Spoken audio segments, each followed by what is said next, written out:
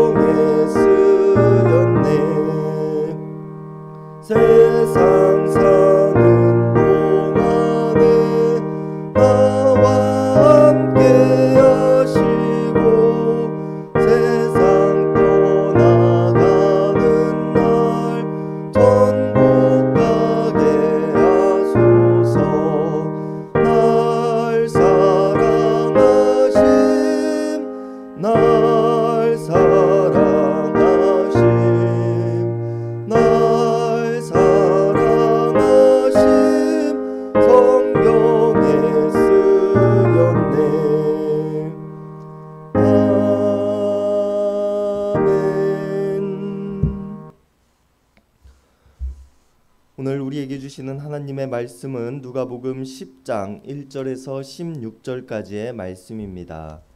누가복음 10장 1절에서 16절까지의 말씀입니다.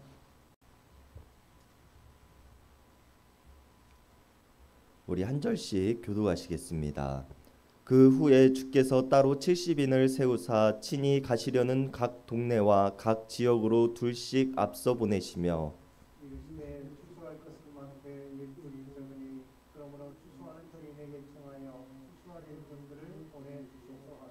갈지어다 내가 너희를 보냄이 어린 양을 이리 가운데로 보냄과 같도다. 전대나 배낭이나 신발을 가지지 말며 그래서 아무에게도 문안하지 말며 어느 집에 들어가든지 먼저 말하되 이 집이 평안할지어다 하라. 만일 평안을 받을 사람이 거기 있으면 너희의 평안이 그에게 먹을 것이요 그렇지 않으면 너희에게로 돌아오리라. 그 집에 유하며 주는 것을 먹고 마시라. 일꾼이 그 삭슬 받는 것이 마땅하니라. 이 집에서 저 집으로 옮기지 말라. 어느 동네에 들어가든지 너희를 영접하거든 너희 앞에 차려놓은 것을 먹고 거기 있는 병자들을 고치고 또 말하기를 하나님의 나라가 너희에게 가까이 왔다 하라. 어느 동네에 들어가든지 너희를 영접하지 아니하거든 그 거리로 나와서 말하되 너희 동네에서 우리 발에 묻은 먼지도 너희에게 떨어버리노라.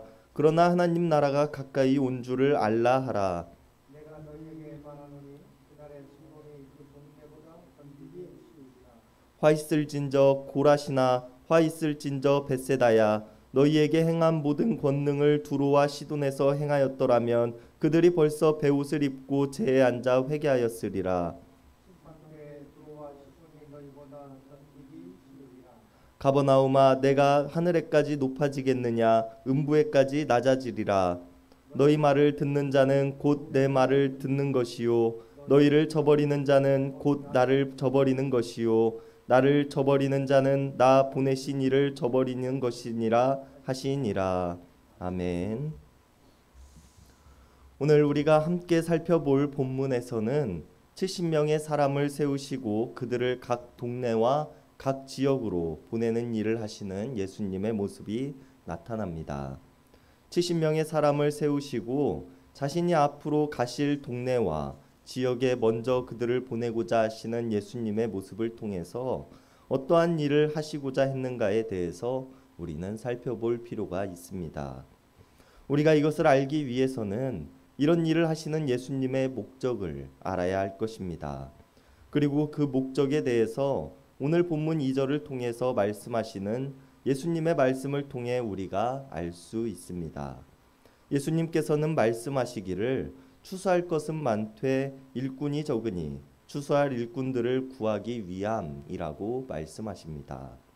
여기서 추수할 것은 아직 복음을 전해 듣지 못한 사람들을 지칭하고 있는 것으로 수확의 때가 차고 있지만 즉 하나님 나라가 가까이 임했지만 여전히 복음을 듣지 못한 많은 사람들이 있기에 예수님께서는 70명의 사람들을 세우시고 추수할 일꾼을 구하시기 위해 각 동네와 각 지역으로 사람들을 보내고 계신다는 것을 우리가 알 수 있습니다.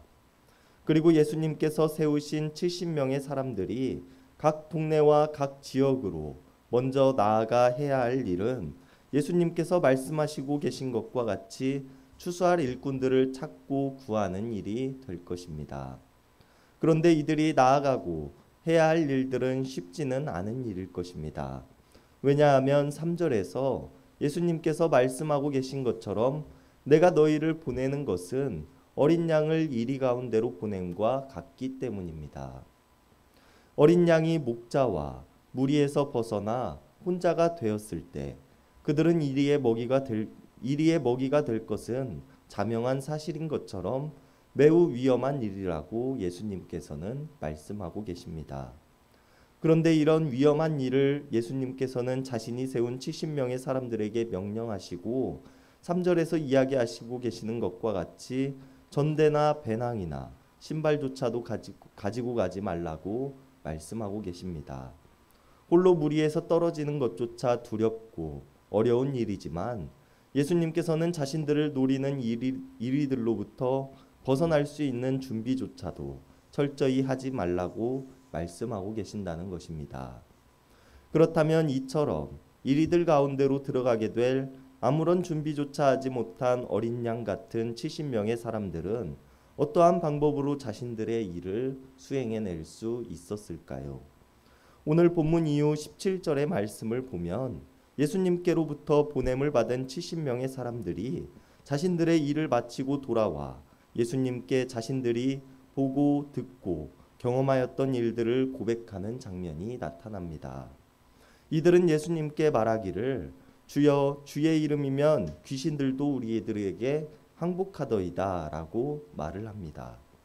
이 사람들은 그들의 손에 전대도 가방도 들지 않고 여벌의 신발도 준비하지 않은 채 맨몸으로 어린 양의 모습과 같이 떠났지만 그들이 향하는 곳에는 예수님의 이름이 있었으며 그들은 예수님의 이름을 의지함으로 나아갔다는 것을 우리들이 알 수 있는 대목입니다. 그리고 그들이 예수님의 이름으로 나아갔을 때 귀신조차도 항복하는 능력이 그들과 함께하였다는 것을 우리는 기억해야 할 것입니다. 그렇다면 이들이 예수님의 이름으로 나아갈 수 있었던 방법은 무엇이었을까요? 예수님께서는 이 방법에 대해 5절에서부터 설명하시는데요. 예수님께서는 어느 동네, 어느 지역, 어느 집에 들어가든지 평안의 인사를 하라고 말씀하십니다. 그리고 이 평안의 인사를 받은 사람이 그 인사를 받아들인다면 너희의 평안의 인사가 그들에게 머물 것이며 그렇지 않다면 너희에게로 다시 돌아오게 될 것이라고 말씀하십니다. 여기서 평안의 인사란 화평이나 평화를 전하는 인사로 구약의 책에서는 대체로 이웃을 만나거나 헤어질 때 이스라엘 사람들이 서로 주고받던 인사말로 샬롬의 의미를 가지고 있는 인사였습니다. 그리고 오늘 본문 9절에서 예수님께서 사람들에게 하나님 나라가 가까이 왔음에 대해서 전하라고 말씀하고 계신다는 것을 본다면 여기서의 평화의 인사는 이러한 안부를 전하는 인사에서 확장되어져서 하나님 나라의 도래가 임박했음에 대해서 전하라고 말씀하고 계신다는 것을 우리가 알 수 있습니다.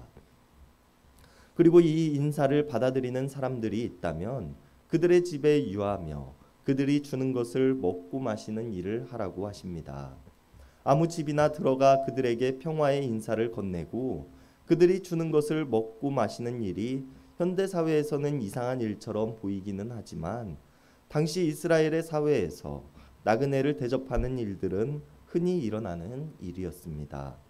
예수님 또한 기거할 곳, 먹고 마실 곳을 정하시고 다니셨던 것이 아니라 그날 자신을 찾는 사람들 속에서 먹고 마시고 기거하셨으며 하나님께서 모세를 통하여 이스라엘 사람들에게 말씀하셨던 것 또한 나그네를 융숭하게 대접하라고 하셨기 때문입니다. 그리고 이처럼 평화의 인사를 받아들이고 자신들을 대접하는 사람들의 집에 머무를 때는 다른 집으로 옮기는 일을 하지 말며 그들에게 무언가를 요청하지도 말고 그들이 주는 것을 먹으며 마시라고 말씀하고 계십니다. 한 마을과 한 지역에서 머무를 때 더 나은 조건, 더 나은 것을 제공해 주는 사람들을 따라서 인간적인 욕구를 채우기 위해 이리저리 옮겨 다니지 말라고 말씀하고 계시는 것입니다. 예수님께서 70명의 사람들을 각 마을과 각 지역으로 보내신 데에는 그들로 하여금 잘 먹고 잘 마시고 잘 쉬다가 오라는 의미에서 보내신 것이 아니라 그들에게 하나님 나라를 전하는 사명을 주시고 보내신 일이기 때문입니다. 그렇기에 어느 동네에 들어가든지 영접하는 사람들이 있거든 그들이 차려주는 것을 먹고 병자들을 고치는 일을 하며 하나님 나라가 가까이 도래해 있음에 대해서 전하는 일을 각 지역에 파송되어진 사람들은 해야 하는 것입니다. 그러나 앞서 이리 앞에 선 어린 양과 같이 모든 마을의 사람들이 이들을 융숭하게 대접하지는 않을 것입니다. 때로는 문전박대를 당하기도 할 것이고 마을의 모든 집을 돌아야 한 집에나 들어갈 수 있게 될지도 모릅니다. 혹은 한 동네에 그 누구도 이들을 받아들이는 사람들이 아무도 없을지도 모릅니다. 그리고 10절 이하에서 예수님께서는 어떤 동네에서 그 누구도 너희를 대접하지 않는다면 그 동네의 거리로 나와서 너희 동네에서 우리 발에 묻은 먼지도 너희에게 떨어버리노라. 그러나 하나님의 나라가 가까이 온 줄을 알라 라고 외치며 동네의 모든 사람들이 듣게끔 하라고 말씀하십니다. 발에 묻은 먼지를 털어낸다는 것은 무엇을 의미합니까? 사막 지역인 이스라엘 지역에서 발에 묻은 먼지를 털어내고 물로 닦는다는 것은 정결 예식 중에서 가장 기본이 되는 일이었습니다. 그리고 예수님께서 전하시고 각 마을에 파송되어진 사람들이 전하는 하나님 나라를 받아들이고 그들을 대접하는 자가 하나도 없는 동네에서는 밟고 다녔던 흙먼지 하나까지도 그 동네에서 털어버리고 나오는 행위는 정결 예식의 행위를 보여주는 것으로 하나님 나라를 전하였음에도 그것을 받아들이지 않는 마을의 행태에 자신은 할 수 있는 일을 모두 하였고 그것을 받아들이지 않는 마을 사람들에 대해서 자신에게는 아무런 책임이 없음을 선포하라고 말씀하고 계시는 것입니다. 그러나 하나님 나라가 도래했음을 받아들이지 않는 마을의 사람들은 자신들의 책임을 피할 수는 없습니다.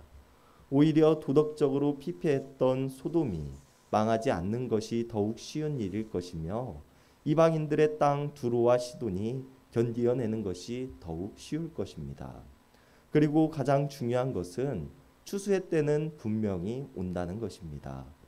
하나님 나라는 이 땅 가운데 임할 것이며 그때 우리는 어떤 모습으로 맞이할지 생각해 보아야 한다는 것입니다. 우리가 보냄을 받은 전도자의 역할로 살아가고 있다면 예수님의 말씀과 같이 여러 마을과 여러 지역을 돌아다니며 하나님 나라의 복음을 전하는 일을 힘쓰며 하고 있는지, 또 반대로 우리를 대접하는 이들로 하여금 우리가 받는 것들에 만족하고 감사하는 마음으로 살아가고 있는지 돌아보아야 할 것입니다. 혹은 반대로 복음을 전해 듣는 자리에 있는 사람들이 있다면 우리에게 전하는 하나님 나라에 대한 소식을 우리가 기쁨으로 받아들임으로 살아가고 있는지, 그리고 그것을 우리가 온전히 나의 마음에 받아들일 준비가 되어 있는지 돌아보아야 할 것입니다. 이것이 참된 진리이며 우리의 생명을 살리는 길이기 때문입니다. 우리가 오늘 말씀을 기억하면서 다른 이들에게 복음을 전하는 평화의 인사를 전하는 삶을 살아갈 수 있는지 생각해 볼 수 있는 하루가 될 수 있기를 바랍니다. 기도하시겠습니다. 하나님, 우리의 인생을 구원하시고 우리가 참 자유를 누리며 살아가게 하심에 감사를 드립니다. 하나님께서는 우리를 세우시고 이 땅에 보내셨으며 세상의 많은 사람들에게 복음을 전하라고 하셨습니다. 그러나 우리는 하나님의 말씀에 따라 우리의 이웃과 주변에 샬롬의 인사를 전하며 살아가고 있는지 돌아봅니다. 그렇지 못하다면 그런 우리들을 용서하여 주시옵소서. 예수님으로부터 파송받아 아무것도 가지지 않은 채 이리 가운데로 들어가는 어린 양과 같았던 사람들이 예수님의 이름으로 병자를 치료하고 귀신을 쫓아내었던 것처럼 우리의 삶이 예수님의 이름으로 나아가는 삶이 되게 하여 주시옵소서. 그러나 우리를 받아들이지 않는 사람들 앞에서 좌절하지 않는 힘을 주시고 그들을 위해 더욱 기도하고 하나님의 능력을 구하는 자들이 되게 하여 주시옵소서. 언제나 우리와 함께 하시며 우리를 인도하시는 하나님을 내가 믿습니다. 우리를 구원하신 예수님의 이름 받들어 간절히 기도드렸습니다. 아멘. 이 시간 우리가 우리 개인을 위한 기도, 이웃을 위한 기도, 교회를 위한 기도, 세상을 위한 기도하는 시간 갖도록 하겠습니다.